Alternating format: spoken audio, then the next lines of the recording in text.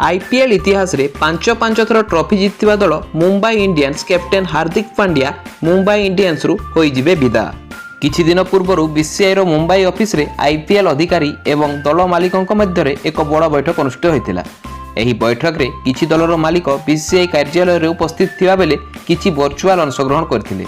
एही बैठक रे अनेक आश्चर्यजनक खबर मध्य आछि। तेबे एथि मध्य रे मुंबई दल को ने एक बड़ खबर आछि। तेबे मुंबई इंडियंस यार कैप्टेन हार्दिक पांड्या को ने एक बड़ संकेत देइछि। मुंबई इंडियंस गत आईपीएल 2024 रे हार्दिक को निज दल रे शामिल करथिला। दल रोहित शर्मा ठारू अधिनायक छड़ाई ऑलराउंडर हार्दिक पांड्या को अधिनायक भार देइथिला, किंतु दल विशेष किछि करि पारि नथिला एवं प्ले ऑफ रे मध्य किछि खास करि पारि नथिला। तेबे आईपीएल नियम अनुसार प्रति 3 वर्ष रे मेगा नीलाम आयोजन करा जाय। एथर डिसेंबर रे पुणी एक मेगा नीलाम हेबो। एभली परिस्थिति रे समस्त 10 टीम को केवल 4 खिलाड़ी रिटेन करने को दिया जिवो। एथर बीसीसीआई बैठक रे रिटेन खिलाड़ी संख्या को नहीं चर्चा होईछि, किंतु बीसीसीआई ए पर्यंत एथिरे किछि उत्तर रखि नाही।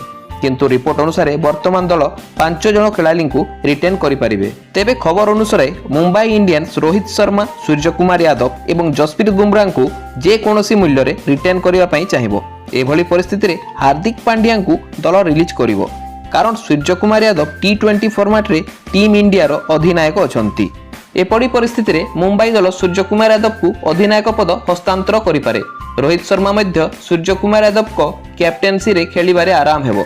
तेबे रिपोर्ट अनुसार आईपीएल 2025 पई मुंबई इंडियंस सूर्यकुमार यादव, रोहित शर्मा, जसप्रीत बुमराह एवं तिलक वर्मा को रिटेन करि पारिबो एवं हार्दिक पांड्या को दल रिलीज करिवो।